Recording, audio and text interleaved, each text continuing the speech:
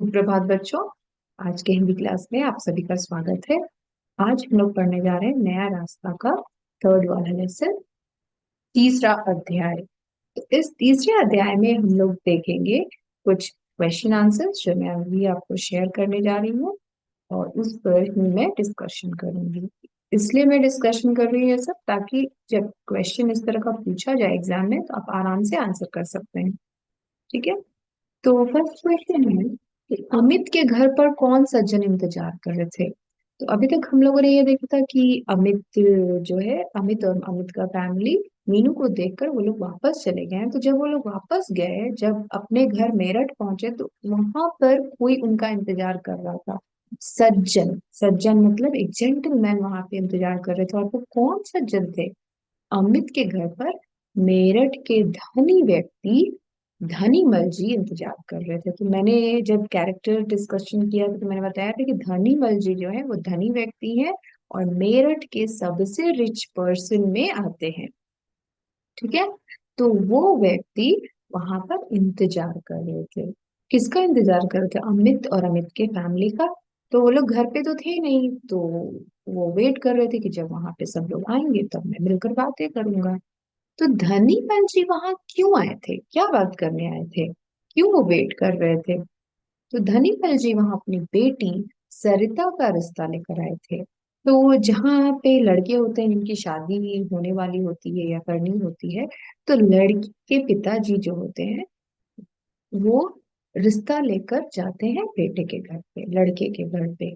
तो धनीमल जी की भी बेटी थी। तो वो अपनी उनकी एक बेटी थी जिसका नाम है सरिता, और सरिता का रिश्ता वो लेकर जाते हैं। धनीमल जी कहाँ जाते हैं? अमित के घर पर। इसलिए वो वहां पर इंतजार कर रही थी कि जब ये सब पूरे फैमिली जब यहाँ पे होंगे तो मैं बातचीत कर लूंगा।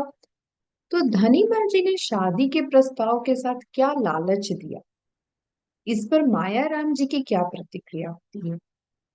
तो जब धनीमल जी जब बातचीत करने लगते हैं माया राम जी से, तो वो वहां पे क्वेश्चन है कि उन्होंने कुछ लालच दिया। लालच मतलब कुछ उन्होंने बताया कि मैं आपको ऐसा ऐसा चीज दूंगा, ये दूंगा, वो दूंगा।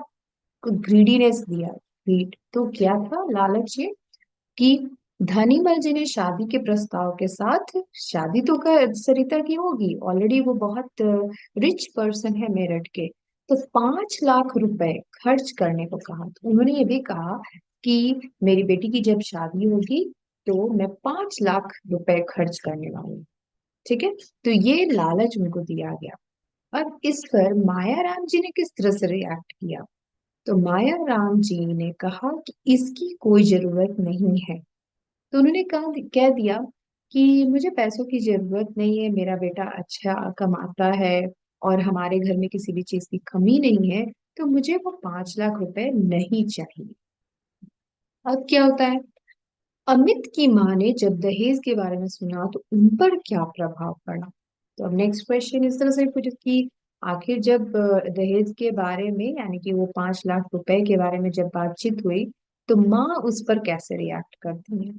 तो अमित की माँ जब दहेज के बारे में सुनी तो वह पैसों की तरफ झुक गई और सरिता से शादी करने के लिए तैयार हो गई। तो जब माँ यानी अमित की माँ को जब पता चला कि अमित यानी उनका जो इकलौता बेटा है उसकी शादी में हमें 5 लाख रुपए दिए जाएंगे या खर्च किए जाएंगे, तो इससे वो उसकी तरफ झुक गई।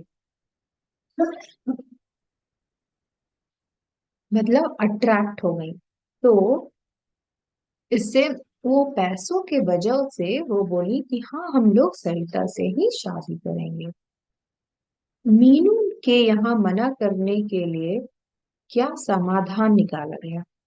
तो अब क्या था कि अमित के फैमिली में दो दो लड़कियों का रिश्ता आ गया था, मीनू और सरिता। ठीक है। तो मीनू को देखने के बाद उन्हें एक उत्तर देना था, एक रिप्लाई देना था, लेटर लिखना था कि क्या मीनू पसंद आई या नहीं। तो इन लोगों ने फिर सोचा कि अब क्या करना चाहिए, मीनू को बोलना चाहिए, सरिता को हाँ बोलना चाहिए।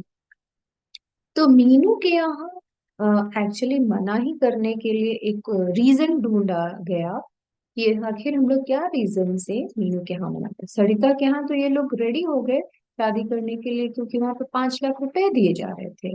लेकिन मीनू के यहाँ ऐसा कुछ नहीं था। तो मीनू के यहाँ मना करने के लिए पत्र में लिखा गया कि उन्हें मीनू नहीं बल्कि आशा पसंद आई है। तो ये जो अमित का फैमिली, अमित के पिताजी एक लेटर लिखते हैं। उस लेटर में लिखा जाता है कि वो मीनू को नहीं पसंद किए हैं बल्कि आशा यानी कि उनकी छोटी बहन को वो पसंद किए हैं। ठीक है, तो ये एक समाधान यानी कि एक सोल्यूशन निकाला गया वो लेटर में कुछ लिखने के लिए। लेकिन ये रियलिटी नहीं थी। आगे बढ़ते हैं। अमित की माँ को कैसे पता चला कि अमित को सरिता पसंद नहीं है? तब ये क्वेश्चन है कि अमित की माँ को ऐसा फील हुआ कि अमित जो है उसे सरिता पसंद नहीं है। तो देखते हैं। जब अमित पूछता है कि क्या बड़े घर की बेटी सरिता हमारे घर में घुल मिल पाएगी, तो जैसा कि मैंने बताया कि सरिता के पिता जो है मेरठ के धनी व्यक्ति हैं, one of the richest person है। तो वो अमित को ऐसा माइंड में क्वेश्चन आता है कि वो एक बड़े घर की लड़की और हम लोग इतने बड़े नहीं हैं, तो क्या वो हमारे घर में घुल मिल पाएगी, मतलब वो इस एनवायरनमेंट में सेटल हो पाएगी। इससे माँ को लगता है अमित को सरिता पसंद है। तो ये इस तरह की बातें जब अमित और अमित के माँ के बीच होती है, माँ को ऐसा लगता है, फील होता है कि लगता है अमित वो सरिता पसंद नहीं है। अमित के पिता मायाराम जी सरिता के रिश्ते को क्यों स्वीकार नहीं कर रहे? तो अमित के पिता जो हैं, अमित के पिता वो सोचते हैं कि अमित के पिता मायाराम जी सरिता के रिश्ते को क्यों स्वीकार नहीं कर रहे हैं? क्योंकि उन्हें पता है कि यह सब बेटी के पिता को अच्छा नहीं लगेगा, आखिर उनकी भी तो एक बेटी है। तो यहाँ पर दो बेटी के बारे में बातचीत हो रही है, एक बेटी जो मीनू है और एक बेटी जो मधु है। तो अमित के जो पिताजी हैं, जो मायाराम जी हैं, उनके दिमाग में चल रहा था कि मैं किस तरह से मीनू के रिश्ते को मना कर दूं कि अ, हमें आपकी बेटी पसंद नहीं है। तो पिता जो मीनू के जो पिताजी हैं उनको बिल्कुल भी अच्छा नहीं लगेगा, है ना? तो वो इसलिए ऐसा सोच रहे थे क्योंकि मायाराम जी की भी तो एक बेटी है।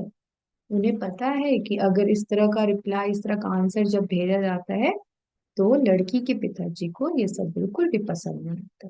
ठीक है। अमित की माँ किसको और क्यों उकसाती है? अमित की माँ जो है अपने पति को उकसाती है, मतलब अपने हस्बैंड को उकसाती है, मतलब उनको बोलती है कि आपको ऐसा करना चाहिए। वे दयाराम जी को पत्र में लिखे कि उन्हें मीनू नहीं बल्कि आशा पसंद आई है। तो उन्होंने एक्चुअली, मायाराम जी नहीं चाहते थे कि इस तरह का वो रिप्लाई लिखे, लेटर में लिखे, लेकिन उनकी वाइफ ने इतना फोर्स किया कि आपको लिखना ही पड़ेगा इस तरह से, और हम लोग सरिता के यहाँ ही शादी करेंगे। तो अ, उस तरह से आंसर भेजा गया, रिप्लाई भेजा गया लेटर में कि हमें मीनू नहीं बल्कि आशा पसंद आई। अब है कि तुम लोग बहुत कोमल दिल के हो, यह कथन किसने, किससे और क्यों कहा? तो जब हम लोग लेसन 3 में देखेंगे तो एक जगह पे ये सेंटेंस यूज किया गया है, तुम तो बहुत कोमल दिल के हो।